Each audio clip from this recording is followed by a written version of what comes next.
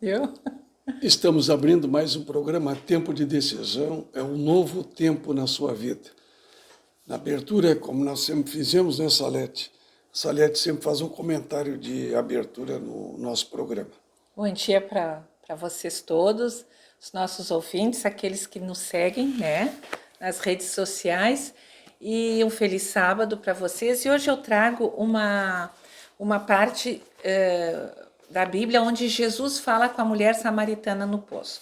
Jesus estava caminhando e Jesus, como assumiu a forma humana, Jesus tinha fome, Jesus tinha sede, Jesus tinha sono, Jesus se alegrava, Jesus se irava, Jesus dormia. E nessa parte a gente vê que Jesus está com sede, né? E se aproxima do poço de Jacó, e ali então uma mulher samaritana.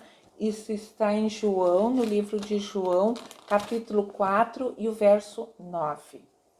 Então lhes disse a mulher samaritana: como tu, sendo judeu, pedes de beber a mim, que sou mulher samaritana, porque os judeus não se dão com os samaritanos. Isso está entre parênteses. E aí eu gostaria de explicar justamente essa rixa que existia entre judeus e samaritanos. Por que, afinal? Outras partes da Bíblia também falam que quando Jesus fala do bom samaritano, faz a parábola, a história, passa, por exemplo, justamente o samaritano que ajuda o judeu, e isso é uma causa de espanto para todos. Então, isso está no livro de Crônicas, Primeira Reis, que existiu uma divisão do povo de Israel. Saul foi rei, Davi foi rei, Salomão, filho de Davi, foi rei. E quando Salomão morre, o seu reino é dividido. O reino de Israel é dividido. E aí que se dá esse partidarismo entre os judeus e os samaritanos. Porque foi dividido o reino de Israel em dois reinos. Um ficou com um filho de Salomão e o outro ficou com Jeroboão, que não era filho, era uma pessoa que Salomão apreciava. E por ciúmes se dividiram. Um no norte e outro no E o sul, outro né? no sul, justamente. A tribo do sul, o reino do sul, se chamou Judá, com a capital em Jerusalém. Bem fácil. JJ, Judá, Jerusalém. Ficaram só duas tribos ali, das 12 tribos de Israel. Ficou Judá e Benjamim. E Benjamim. As outras 10 tribos migraram para o norte.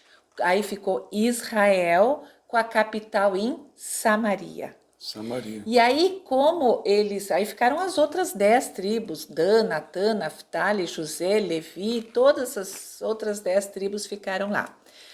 E como um queria ser melhor que o outro, e o templo de Salomão estava em Jerusalém, o primeiro templo construído, maravilhoso, estava em Jerusalém, os samaritanos que ficaram com o reino do norte, Israel, queriam também incentivar o sentido de religiosidade entre o povo. Então eles fizeram uma coisa que só deu errado. Buscaram outros deuses de outras nações, fizeram templos, fizeram imagens a outros deuses, tentando incrementar a religiosidade do povo do norte, dos israelitas, com a capital em Samaria. E isso criou uma dissidência entre o próprio povo. Era uma guerra civil entre o próprio povo. Por isso que na época de Jesus havia tanta discordância e havia tanta animosidade entre os judeus do sul e os samaritanos do norte.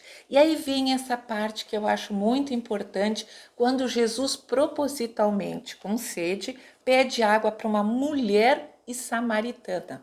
As mulheres já não eram bem vistas, porque eram de segunda classe, né? Ainda mais se não tivessem tido filhos. Mas ele pede água para uma mulher samaritana, e existe uma história atrás da vida dessa mulher, que ela tinha tido outros maridos, mas isso não importa. O que importa nesse momento é que Jesus, ao pedir água para ela, e ela ainda diz: como tu, sendo judeu, até pelo modo de falar, de se vestir, eles viam que eles eram superiores, né? Como tu, sendo judeu, pede água para mim, que sou uma mulher samaritana. Jesus ali estava desconstruindo preconceitos. Olha que legal. Naquela época, hein? Naquela época, Jesus dando exemplo. Jesus nunca foi muro, nunca foi cerca. Jesus sempre foi ponte. É verdade. Sempre foi ponte. Então, também, quando ele conta a história daquele homem que foi roubado e um samaritano o ajuda, também Jesus quer dizer que os samaritanos são nossos irmãos, os samaritanos são bons, os samaritanos têm valor. Nós não podemos marginalizar as pessoas. Discriminar, é verdade. Discriminar, exatamente, É verdade. Reinaldo. Então, às vezes, nós temos a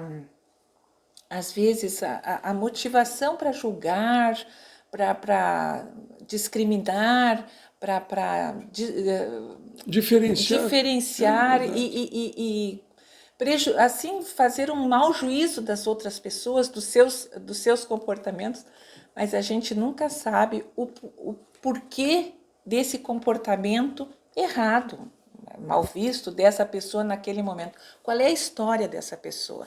E Jesus sabia de tudo isso. Por isso que é lindo em 1 Samuel, quando Samuel diz para Davi, o homem vê o exterior, mas Deus vê o coração. Nesse momento que Deus estava vendo dessa mulher, era o seu coração. Era o seu Então, coração. o meu pedido para mim, para vocês, para as nossas famílias, é que a gente não julgue, porque quando a gente julga, a gente já dá o juízo, já dá a condenação. O veredito. O veredito, isso não pertence a nós, pertence a Deus. Então, que a gente sirva de ponte, desconstrua os preconceitos, as marginalidades, seja um cristão de inclusão, não seres de exclusão, porque Jesus foi inclusivo. Ele incluiu os samaritanos, incluiu todas as... Porque todos nós precisamos dessa inclusão. A Bíblia diz que todos pecaram e todos precisam da glória de Deus.